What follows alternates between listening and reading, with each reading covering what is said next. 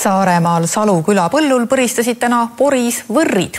Neid oli uuemaid mudeleid, aga ka originaale aastakümnete tagant.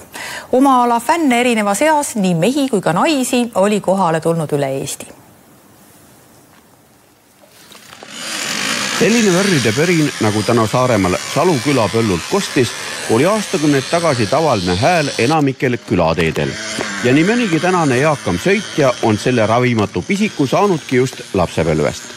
Siis oli täpselt nii, et said selle originaalis võrri, aga siis oli vaja kohe kõik kabulad küljest ära kiskuda, nagu külapostel oli. Aga nüüd mõtled vastupidi, et saaks selle originaali kuskilt tagasi, aga seda enam kuskilt ei leia väga. Originaalklassis on küll niimoodi, et tegelikult peab kõik originaal olema. Ega see on ka juppidest kokku miksitud, et nagu näete, punast, rohelist ja rohelist on ka kõik 4 eri tooni, ja saab öelda, et võrripisik võib lausa kogu perekonna ära nakatada ja väidetavalt pidavad see ravimatu haigus olema. Minu lapselapsed, minu abikaasa, minu poeg, minu tütar ja minu väimees.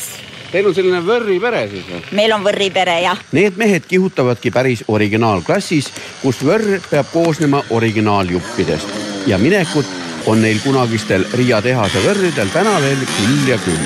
Mis ime nüüd siis oli? Te panite pika puuga kohe? Ega siin midagi imet ei olegi. See rehv siin räägib enda eest. Et täna võidab see, kellel on parem rehv ja ei olegi midagi öelda. Selle libede ja poriga ja sopaga ikka tahate ikka minna vajal? Loomulikult. Kellele siis pori ei meeldi? Kõige võrrimees sõidabki pori sees. Mis selle võrrivestluse fenomen on? Ma ei oskagi öelda, et tahavad sõita odav.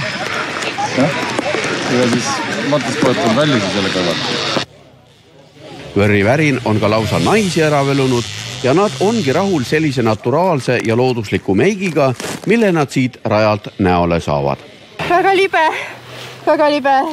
Mis toob sellist naiste rahvast või võrri selga? Adrenaliin.